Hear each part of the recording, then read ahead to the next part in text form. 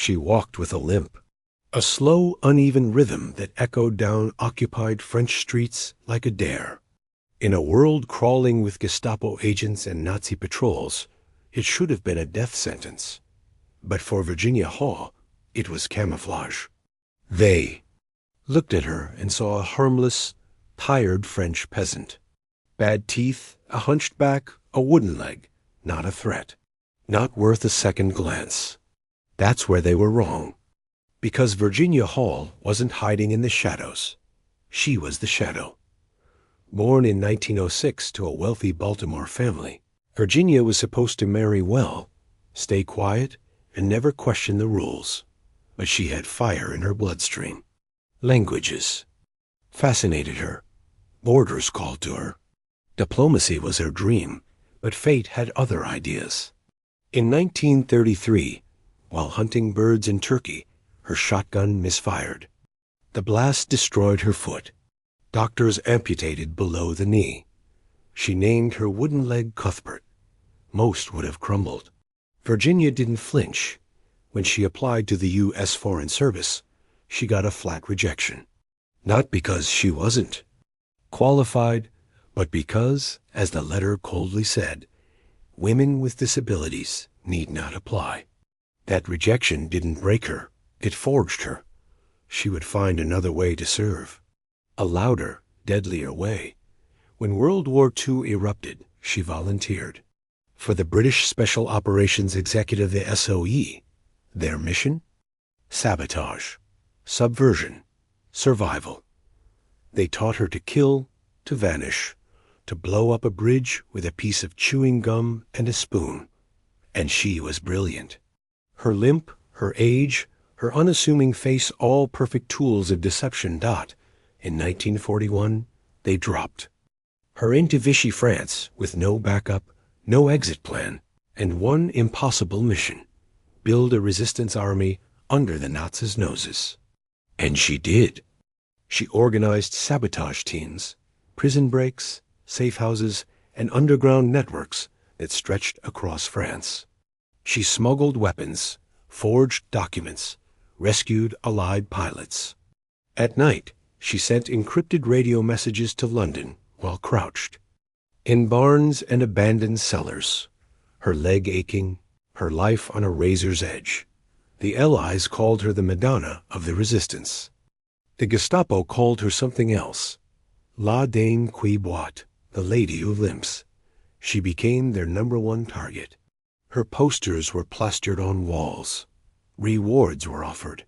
She was hunted like a ghost. When her network was nearly exposed, she did the unthinkable. She hiked over 50 miles through the snow-covered Pyrenees into Spain, alone, starving, freezing, on one leg.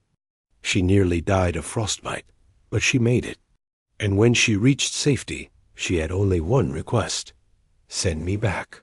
And they did. This time, with the newly formed American Oz, the forerunner of the CIA. Her disguise? A plump, gray-haired dairymaid with a crooked back and a basket full of fake eggs. Beneath her shawl, she carried explosives. In her shoe, coded messages. In her hand, a radio disguised as a milk can. She trained fighters to build bombs out of kitchen tools. Hid parachute. Drop zones in sheep pastures. Built entire resistance cells from scratch. Every whisper of sabotage behind enemy lines had her fingerprints on it. She didn't fire bullets, she orchestrated war. When the Allies launched D-Day, much of the chaos behind Nazi lines, derailed trains, missing convoys, sudden ambushes. Thanks to Virginia and the army of invisible warriors she trained. After the war, the U.S. finally recognized her with the Distinguished Service Cross, the only civilian woman to receive it during World War II. But her face? Never shown. Her story? Buried. No parades. No fame. Just silence. Why?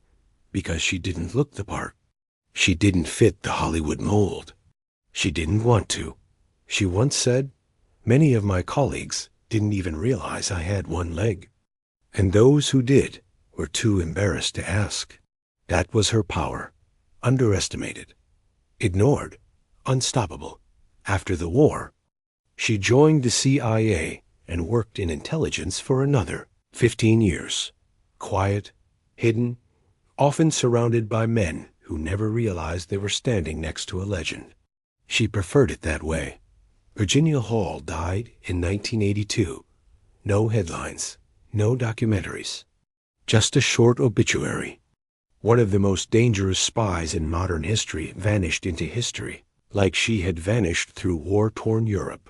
Silent, unseen, unmatched. But now the world is catching up.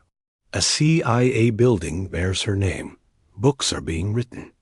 The whispers are growing louder. But it still isn't enough. Because Virginia Hall wasn't just a spy. She was resistance incarnate. She didn't need two legs to outrun tyranny. Just one and an iron will to never stop walking into danger. If this story made your jaw drop, hit that like button.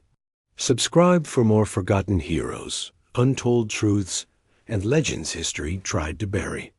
And tell us in the comments, should Hollywood finally give Virginia Hall the movie she deserves? Because one thing's for sure, this spy didn't need a gun to make Hitler's men afraid. She just needed a limp.